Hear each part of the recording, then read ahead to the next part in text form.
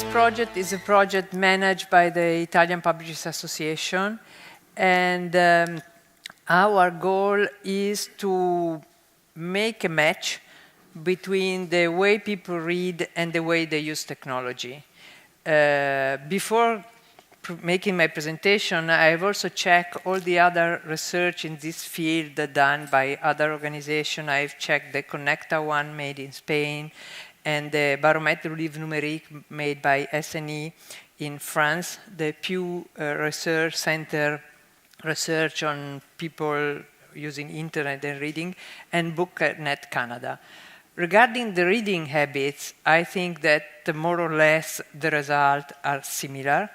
What we wanted to do is something little more, because what we want to know is to understand which are the relationship between the availability of technology that one person uses and the way they read. Because we think that there are a lot of different habits that all of us have when we read and how we use the technology, and probably there are some different ways of connecting them. We understand that there is a growing time that people use to access content that are not only the content produced by the publisher. We have seen a very good example with the previous presentation. People use social, use website, use YouTube, use many, many different ways to access content. And we think it's very important to understand how to know this, and also how publisher can think in a different way their strategy and their production in the field of product and services. The idea of the observatory, we make the field, the research field, twice a year. Every time we do the research, we have some similar questions, so we can map the trend from one year to another one.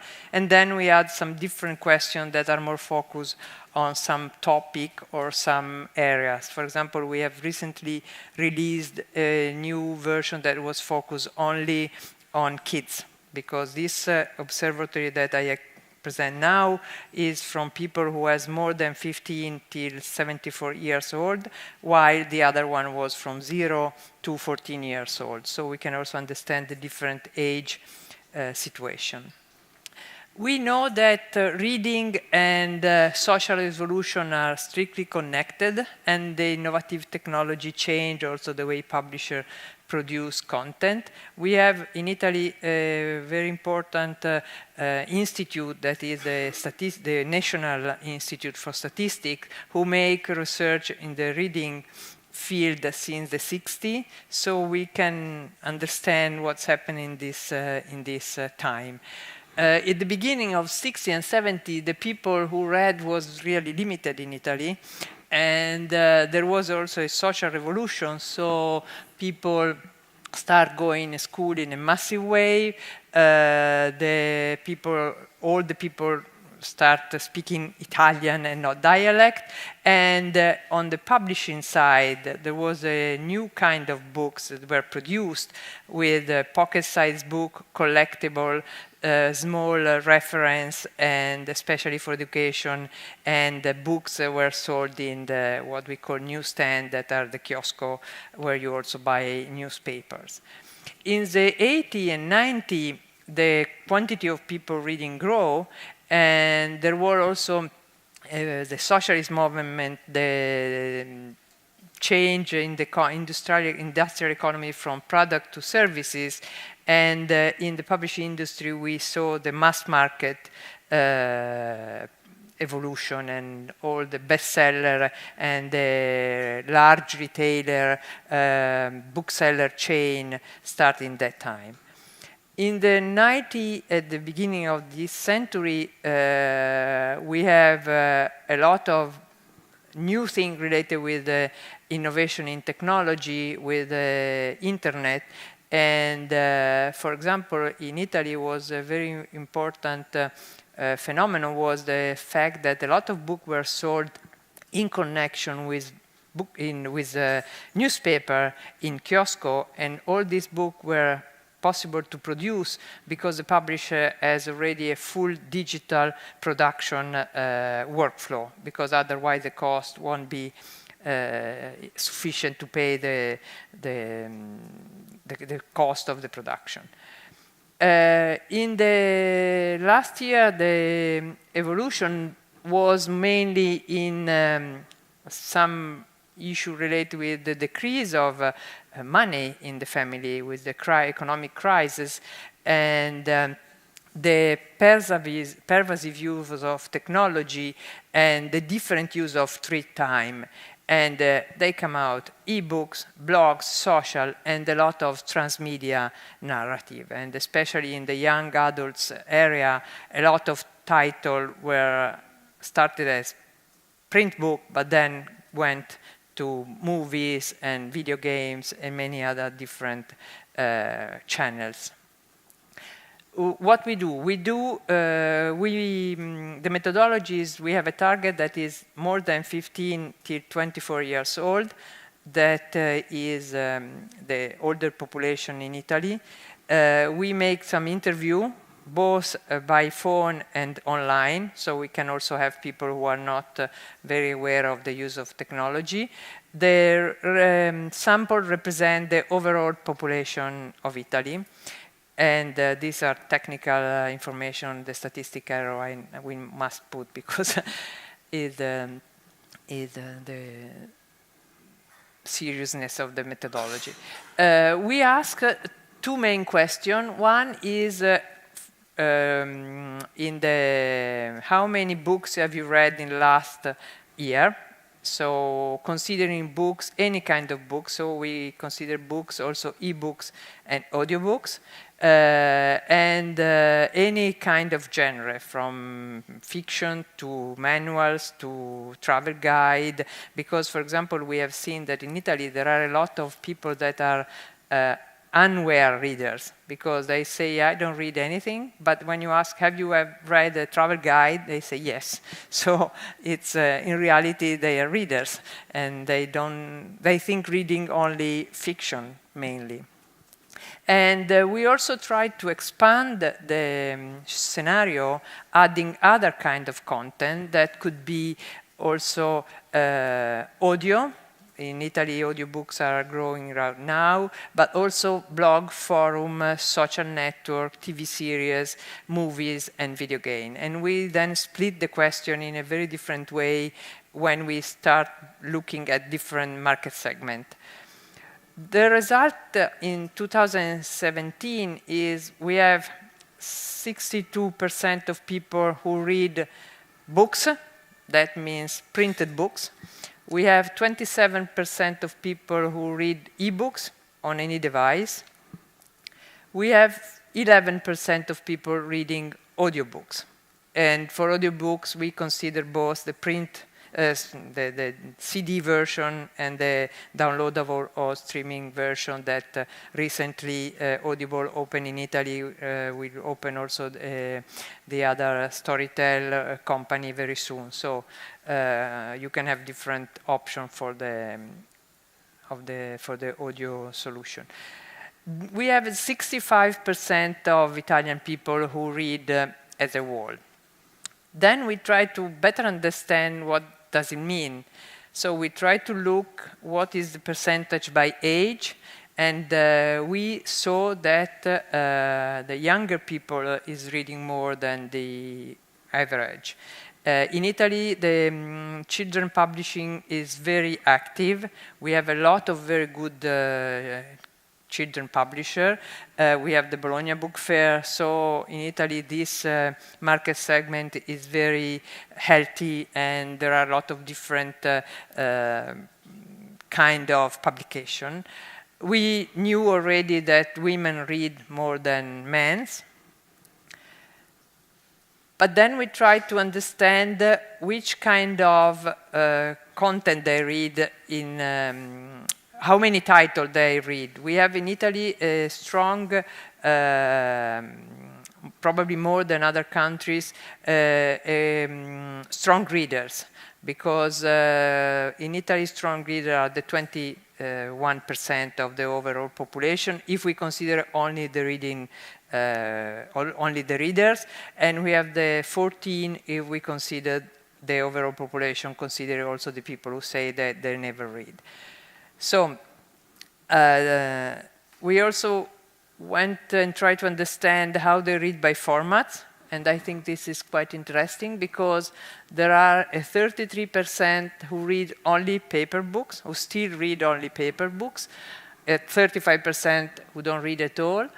There are readers who are mixed readers because they read paper, digital, audiobooks, and I think this is a very interesting target for what we are doing also at EDRLab or W3C.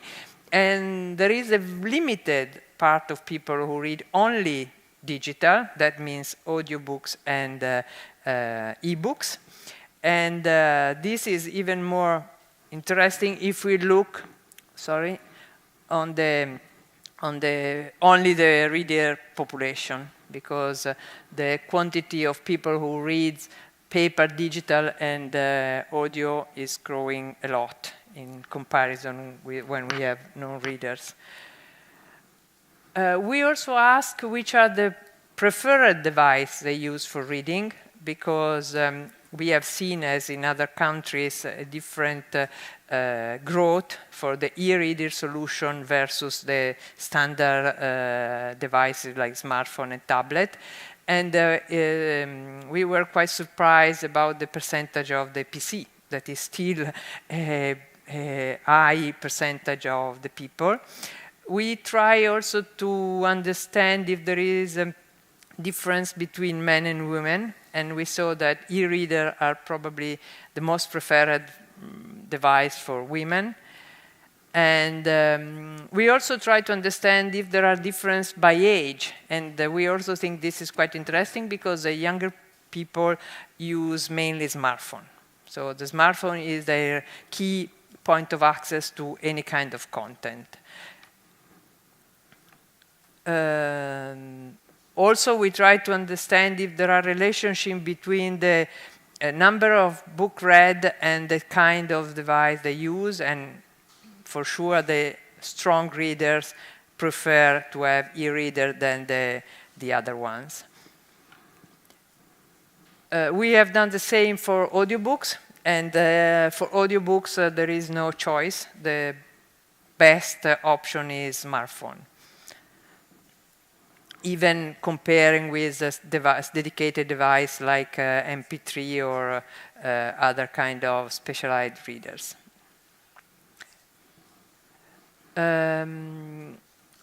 If we consider all the elements, we have that readers of only paper read as average 5.6 books a year, and the strong readers read 11% and are the 11% of the overall population. The only digital readers read 7.6 books a year, and the mixed are obviously the strong readers and read 12 or more books a year. Then what we have done, we have tried to combine, as I told before, the reading habits with the availability of technology. So we have created some cluster where we mapped all the kind of technology that are available for a family or for a person. And so you have this line that is less technology plus technology, and then you have this line that is no social media, many social media at the same time, because we thought that social media is a kind of good element to consider to understand the level of knowledge of digital technology. And we saw that low technology is normally people who has less than 25 books at home. So non-readers are also the people who don't use technologies. And as soon as the use of technology grows, you have more and more editorial or content consumption. We have now here the traditional radio, traditional TV, we have a smartphone, we have, there you have satellite or pay TV, and then you have ebooks, e-readers, and internet connection. And we also try to see which are the social, as I told, and we see that a lot of people use Facebook and YouTube, even if they are not really technological aware, while if you are more technological aware, you add different social media, especially the newest one, Instagram, Twitter, and a small amount also Snapchat, that probably in the future we think it will decline. We have also added in the new research other kind of devices like the Alexa, Google, and drones, and this kind of thing, because we would like also to see if there is a change in the cluster that we have created with the integration with this new technology. These are the use of video games, the fact that the people go to movies, and the fact that people go to museums or theater, so has other different cultural consumption. So we have defined 5 groups, and these 5 groups, the first one is what we call techno-curious, are mainly men, middle-aged, from 25 to 54, middle class, strong internet user, but low social user. So there's people who maybe access to the web, but normally don't chat. And they normally use many technology at the same time, and they have a middle high cultural consumption. They are medium strong books reader. And it's, this is the percentage of population. They are 13.7 million in Italy. Then there are the trendsetters, who are the early adopters of everything. So they are very young and young adults, from 15 to 35. They have a nice social status, so probably we cannot ask the income because people don't like to answer, but we try to understand from other elements that we put in the questionnaire. They have a high availability of technology. They are always connected. It's people who use all the social media in a continuous way. We have other data that I will not show today, where we ask how much time do you spend on each kind of media consumption, from watching TV to using video game and so on. These are the data that we collect to create this cluster. And they are strong book readers, even if they are young.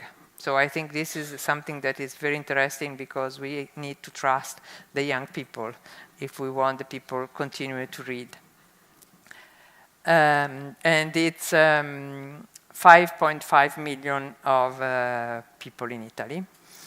Then there is the mobile-only people. That is people who use mobile continuously, but this is people who don't read, or read very, very few titles a year. So it's a completely different habit. So they have the same probably consumption of the other one, but the fact that they don't read change completely the way they use technology. So I think this is also something that is very important in terms of education and culture for the young people. The age is more or less the same, and the quantity is more or less the same. Then we have the techno-basic. So it's the people who is still main focus on TV, use phone or smartphone, but just a basic functionality, and they are weak reader. And then we have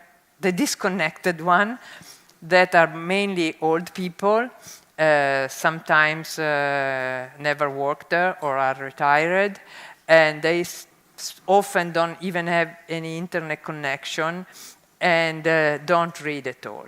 So I think this is something we as a sector need to think a lot about, this kind of data, because I think it's something we need to seriously take in consideration for the future.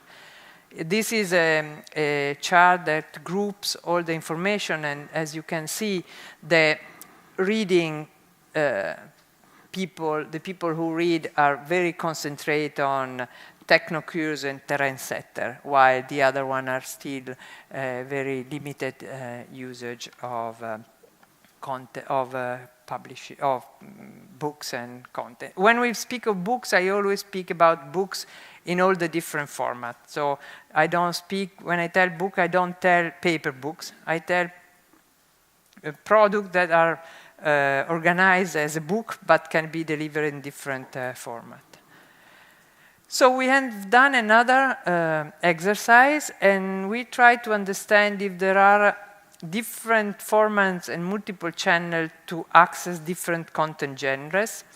And so we tried to we divided the content in four different areas. One is what we call fiction, and fiction is normally mainly stories or narrative world. So we try to understand how the people access to this content, not only in the publishing industry, but abroad. Then we have all the how-to and the manuals, guide, self-help books, and all that kind of books that are mainly used for practical reason that I buy or use when I need something. And then we have nonfiction that is mainly cultural books, politics, and so on. And then we have done another focus on education and professional. Then we ask, which format did you use? And in the format and channels, we also included many different things from publishing, or different kind of publishing that is not done normally by what we intend as traditional publisher. So we consider books, but also for digital ebooks, literary blogs, fan fiction, specialized website, blog community, and social network. For example, for the young people, a source of stories is Instagram. They spend a lot of time on Instagram reading stories that will be never published on paper. But it's a time that publishers lose if they are not present in that ecosystem. And I think this is something that is not only for the product, but is also important for marketing, for promotion of the product. Audio and video. And this is more focused because it's quite difficult for a person to remember what they have done in all these elements in the last year. So we concentrate the request on the last 3 months. That is easier to remember. For fiction, we ask, and you will see for each kind of content, we have changed the answer because we put what we think is specific of that kind of content. So for books, we put the paper, the digital, the audio, the video, and in the audio, we put also the public reading or the event in a fair, the author reading. That is something that is quite important.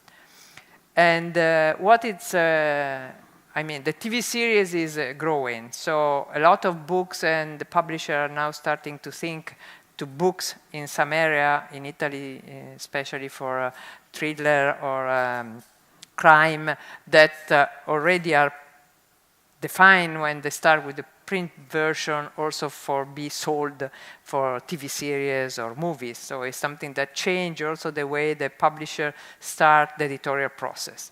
What was strange for us was YouTube. That is something that is normally used by young people because they go there to access part of the series or to have their preferred character. And we have also tried to see if there is any relationship, because if the people go to YouTube and then read less, why we saw that there is a strict connection between people who read more, use YouTube more for access this kind of content. So it's not cannibalization, but it's combination. In Italy, I have to say that audiobooks is still a very small market. It's just in the last part of last year and this year that is starting to grow. So probably if you make the same kind of analysis in US or in Germany, probably the number will be different. Then we ask what you do for when you need content related with how-to manual or guides. And so here we put other elements because we put newspaper, magazine, we put specialized site, we put newsletter because a lot of information in this field go also directly in that site. And we also put radio and we add tutorial and webinar. Because, for example, there are a lot of areas I know quite well, knitting and other things where people don't buy books but go online if they need to know how to crochet something or if they need to know how to fix a bike. Because it's much easier, it's clearer, and you have timely when you need it. So in this field, book is still strong, but there are a lot of other things that are growing. For example, thematic network on website. We also here have cookbooks. And cookbooks has a completely, the market of cookbooks completely changed with the availability of many different things. If you go on Instagram, I think that 1/3 of the picture are cake design.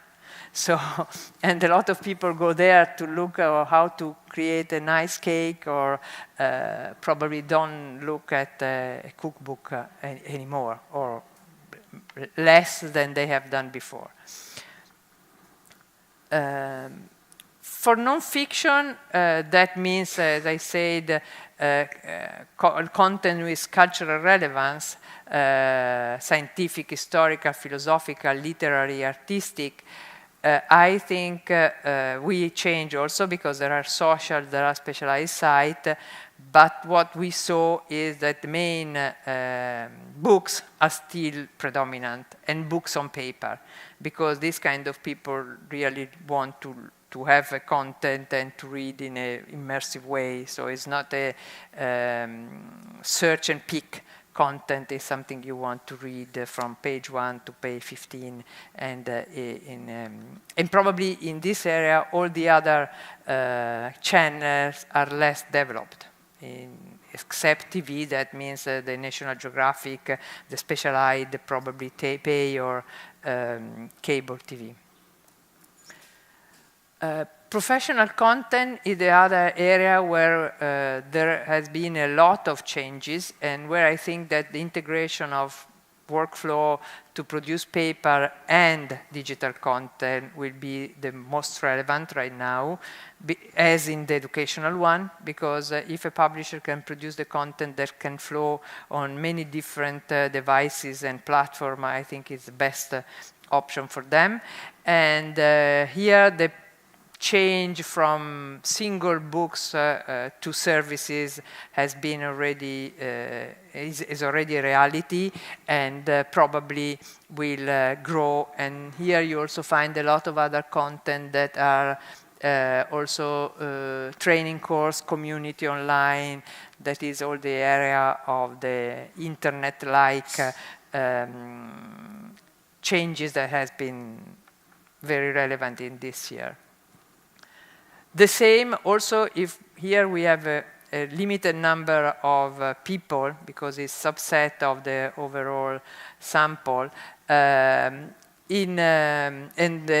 have to say that in Italy there is a law that compels educational publishers to produce digital content in different ways. It could be just a PDF or could be a more interactive content, or sometimes it's a learning platform aside of the paper book. So no books, no textbook can be adopted if it doesn't have a digital version at the same price of the paper one.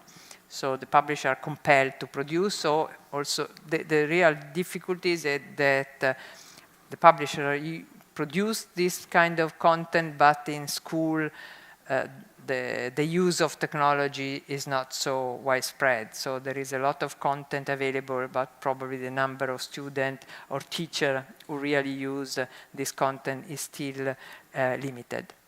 Here we put textbook, we put newspaper, we put handout, photocopies. That is in this area quite relevant.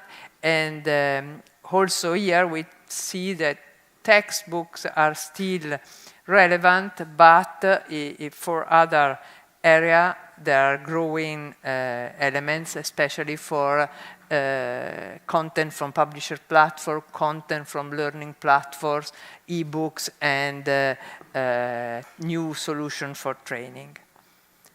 Thank you.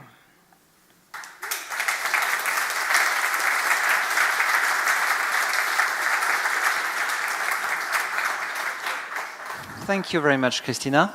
Maybe you've got some questions. In this case, I've got a mic. Yes. Oh. Try. Not. We have comparison for the first part.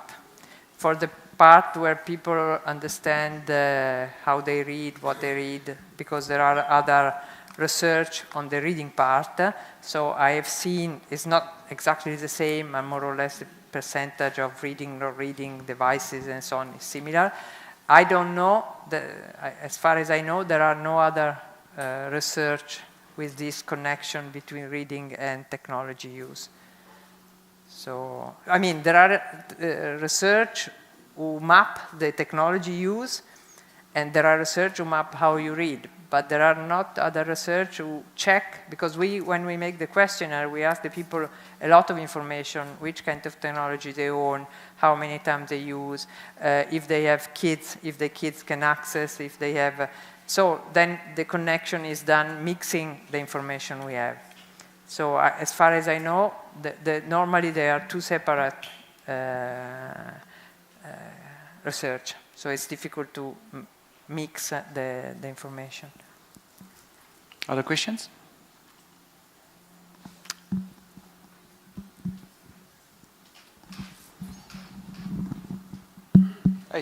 This is a very impressive survey. And I'm curious to know how you collect this kind of data, paper-based form? No, we make phone interviews and online interview to a defined sample of people. Then some people who cannot access to such online forms. No, this is why we make the phone call. So phone call and online form. Yes, because we don't want to have only people who can access the online form, because the disconnected one will never answer. So we have created with a research organization that is specialized in this kind of survey a sample that is that represent the Italian population, and so we make the call, and it's quite a long call because it's more than 30 minutes call, because the questionnaire is quite long. Yeah, I suppose that a lot of resources were required to collect reliable data. No, the difficulty is to make the questionnaire. No, really, because it's what is difficult is to try to understand which are the topics we want to address. There are some questions that are quite simple. Then there are some questions that need to be clearly defined, and also need to be very clear because people need to understand what you ask them. Because otherwise they answer in a strange way, especially if you ask on some kind of new technology or some kind of new habits that are not so normal. So, I mean, they are normal, but not so... Can I have a look at that online form? Because I'd like to encourage my Japanese colleagues to do something similar. I don't think the questionnaire is widely available, but if you can contact me and then we can speak about it.